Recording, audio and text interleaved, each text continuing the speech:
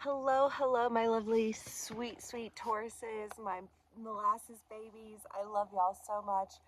I'm so sorry that, I know it was like fire and water, fire and water.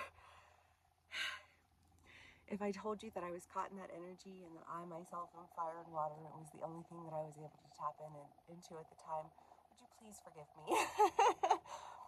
I'm feeling a little bit more of the energies again, and I'm here.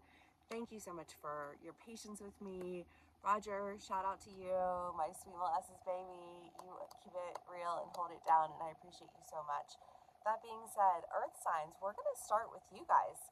So you have the warrior and the riddle, the temple, the thread, and the forest. And I just feel like this irritation, right? I mean, the warrior, right? That's a card of a triggered energy. Irritated. But why? Why am I irritated?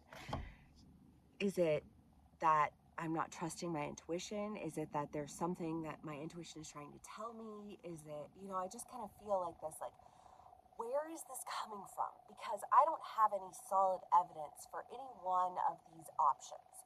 And therefore, I feel really irritated when I experience this intuitive nature. And I love my Taurians. My oldest son is a Taurus, so you guys have my heart.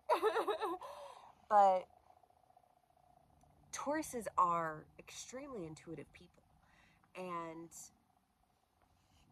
yet very solidly grounded, right? I mean, you're just like you're the fixed earth sign, so you're about as solid can get. Your movement through things is slow accordingly, right? That's why I call you my sweet molasses babies. But because of that slow moving energy that you reside in, for all of its strengths, it can oftentimes serve as a trigger for you because you're just like, why do I feel this way? And I think the answer is, and it always is, we come into this world alone, we die alone, right? We are our biggest challenges in life. And the temple is the idea of, like, what do you worship and why? Whatever it is that you think that you worship, go ahead and put it in your back pocket, because it's not what you actually worship, right? And I think that what this progressive, slowly progressive energy has existed in, and I know y'all can attest, like, if you've been here for a while, you guys have been going through your bag of woes. You've been really irritated. You felt like you've been set up. You feel like you've been sold short. Like, Tauruses have gone through it. and when you're going through it, when you're in survival mode, because that's what it is ultimately. When you're in survival mode, you are attuned to the energy of survival, right? And y'all have been, in some form or fashion, attuned to an energy of survival. Whether it's I hate my job and I'm so exhausted with all of these dipshits and, like, or it's, like, where am I going to get my next meal and how am I going to make sure that I can, take care of the things that need to be taken care of. Like, there's a sense of survival here. And when you are in survival mode, when any of us are in survival mode, and I say this as someone who has existed for an extended period of time in an idea of survival, so not with judgment at all. But I think that when we are in survival mode, we honor our survival over, like, the greater good for ourselves, right? Like, I'm not even saying the greater good in terms of, like, mankind and humankind. I'm saying the greater good for ourselves. What can I accept right now that will get me to that next step, right? Instead of, like, what is it that I really desire to call into me, right? And when we're in that state of what do I need next, rather than what do I want, what do I truly desire, there's a blurred line of what it is that we honor, because we don't honor the idea of staying in survival mode. That's not anything that anybody's like, I want to survive my whole life, right? We don't want to survive. And that's something different for everybody, right? I mean, like, one man's version of freedom is another man's version of prison. So do with that what you will. Understand that whatever it is for you that you've been honoring, it's not in alignment with what you truly desire for your life. And there's been an irritation that's been present with you for a while. And I think that I'm saying all of this because I don't know, I just feel like I'm playing catch up for some reason. I just like I need to catch you up on what's been going on. But what's been going on is that you've been connected to something that you do truly desire. I don't think that it's anything you're not already conscious of. You know, I think whatever it is that you truly desire, you're aware of. I think you've so what I see is like a string that's like in the wind, and you're like reaching for it, but it's like it's not there when you grab it. But like you recognize its presence. And I think that there's an idea here. It feels very Wheel of Fortune. We'll see what comes out with the clarifiers. But the idea here ultimately is I think that this triggered state of confusion and this question of what is it that I really desire? What is it that I'm really worshiping? What is it that I really want for myself? Almost like hones in your focus. I feel like the red dot lines up and you're like, got it. You know what I mean? You got it. Because you know what you're connected to a degree. The forest is the idea of uncharted territory, right? So it's like, well, I know that I'm connected to this because I know that I keep reaching for it. Like, this is what I want. This is what I desire. And yet you haven't been able to grasp it yet. And so it's something that you haven't actually carried out yet. But it's something that it's like, you know, it exists. You know what I mean? You're like, I know that this place in the world exists and I'm going to get there. I know that this experience in life is tangible and I'm going to reach it. You know, however that plays out for you. But it's there. And I feel this motivation toward it. But I feel like this sincere sense of agitation before you really go for it. Okay. Taurus. Love y'all. Love, love, love, love, love. I missed you so much. I'm so sorry. You know, I don't know. I feel like something shifted, and during the shift it was quiet, and I needed that bubble of not being able to know what was happening around me for a minute. And it's funny because I can't remember. I want to say it was an Aries read, and I don't know why I'm sharing this with y'all. I know you're Taurus. Maybe some of y'all have Aries in your chart. You dealt with Aries. But, you know, there was this idea of like, if I know where I want to be, and I have an option of either taking the long, slow road, which is very Taurian, or ripping the Band-Aid and whipping my way into, like, I just feel like whipping shitties into the parking spot. You know what I mean? like there being this idea of like whipping shitties into a parking spot. And maybe that's what was triggering for you. Maybe you're dealing with somebody who was doing that, and that was really triggering you because it forced you to question what it is that you genuinely valued, because you felt like your values were being tested. You know? Take what resonates, how it resonates, and leave the rest. These are general reads, but there's an end, and there's a sadness that occurs with this end. But I feel like on the heels of this end, there is an opportunity to go in a direction that feels aligned with your values. Very Taurian. I've missed you guys so fucking much. Okay, Taurus, let's do more clarifiers and see what else we can get here. I mean, you know, you guys know, we're always going, what is the point of life if not to be, I'm very much like the iron sharpened by iron mentality type of person, you know, because I feel like if we're never challenged, if we're never pushed, if we're never tested, then we're never sharpened. If we're never sharpened, we're never prepared. If we're never prepared, we never win. We never conquer. We never achieve. You know, and I know that that sounds like a very aggressive rhetoric. And yet, what's more aggressive than stability in a world of instability? That's aggressive. That's aggressive. That's an aggressive energy to people who are used to instability. And again, mind you, what is instability to you? Because instability to one person is not what instability is to another. Where do your values lie? And why have your values laid there or laid there? And how have you felt challenged by that? And what is it that you seek to change within that? Because when you take control of the wheel,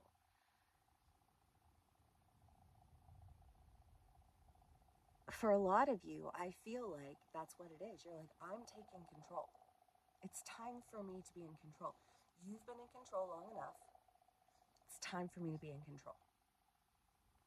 It's time for me to change these situations. It's time for me to no longer. I almost feel like for some of you, there's this idea of like, I've been triggered long enough. Bitch, I'm in charge now. I support it, Taurus. I support it because I feel like you felt like you've been out of control. And I think that there is so much strength in your stability, and there's so much strength in your endurance. Patience like motherfuckers. I have mad respect for my Tauruses.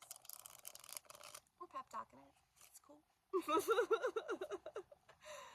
It's cool. I feel like you need to hear it. You need a little bit of hype right now, you know? And you deserve that hype because you are stable, because you are constant, because you love hard, because you fight hard. You're the bulls. You know?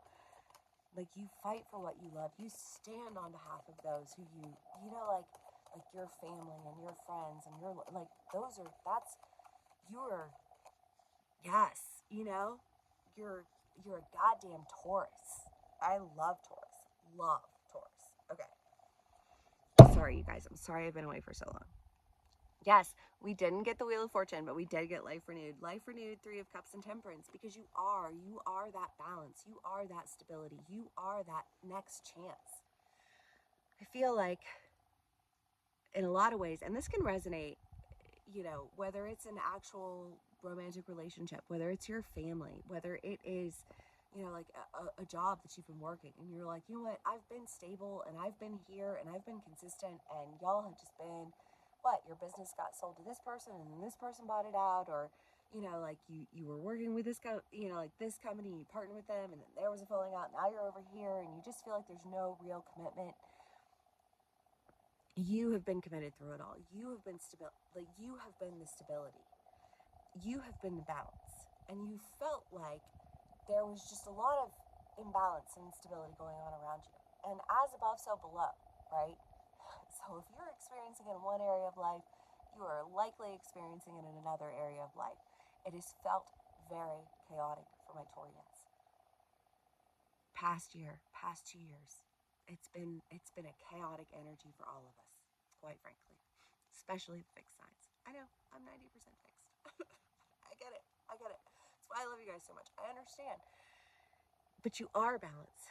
You do have the ability to create life anew because you're stable. Because when those winds move through, when those seeds fall, you develop them.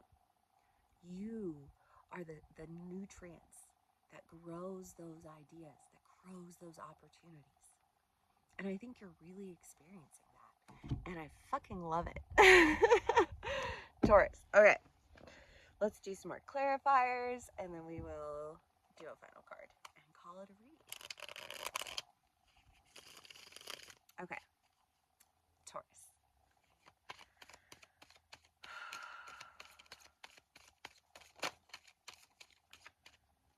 Let's see.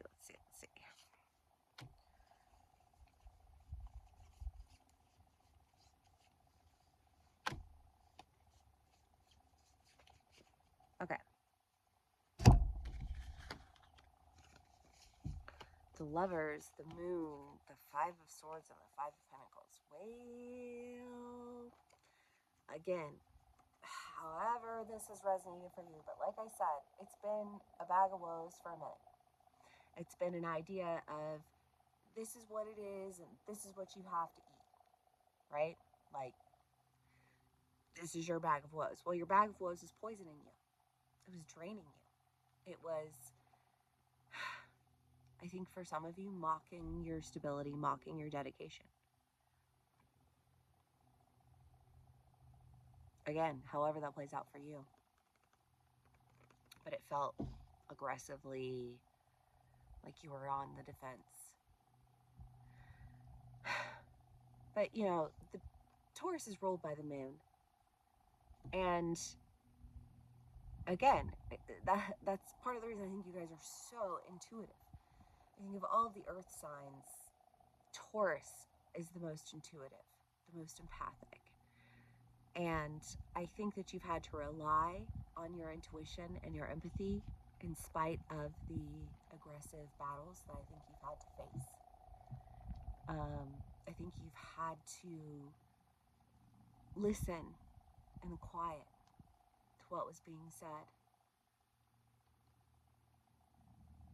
Because when you stepped out of the quiet, you stepped into the world of noise.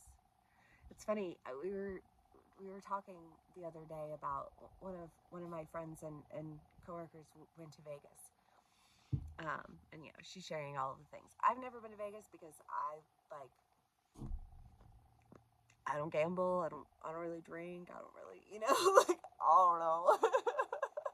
But, you know, it's just kind of like one of those things where, so we're talking about, you know, like she's showing us pictures and you know, talking about all the things. Well, another one of the people that I work with, she was sharing with me that like in a lot of like the gas stations and all the things they have slot machines, and so it's a very different experience, just across the board from start to finish, the type of experience that you would have in Vegas. Again, couldn't speak to it, wouldn't know, but when you're in that world, there's just a lot of ding ding ding ding ding ding ding ding. A lot of lights, a lot of people, a lot of energy. And, you know, so that's what she's sharing with us, you know, her experience. And both of them are sharing, you know, like their experience. And it's fascinating to me. I don't know. I just like, I feel like I'm so aware of my surroundings and I can feel people who are like in my energy, you know, just like if you are in my energetic bubble, I feel you. You know what I mean? And so I try to consciously keep my bubble very, you know, like limited to my person, but I don't always succeed. And the point is that you guys get that. You guys understand that sense of empathy, and I think that there's just been a lot of like ding ding ding ding ding going on the bright lights, loud noises. You have to go this way, you have to do this, you have to do that, you have to do this. You know, like when we're in that sense of survival. And when you step out of that into the quiet, into the stillness, you really recognize yourself. You recognize how stable you are. You recognize how strong you are. You recognize how empathic you are. You recognize your own power. Because you're powerful. You are a divine being, you know? And because you are a divine being, because you are able to find your quiet, because you were able to listen in the quiet, I think you're able to move towards your passion. And I think that passion is very, I mean, I want to say titillating, and I say titillating, and I know it's a very sexual, like sensual terminology, but in all reality, I think that what it is tantalizing, you know, and we can be tantalized by things that aren't strictly,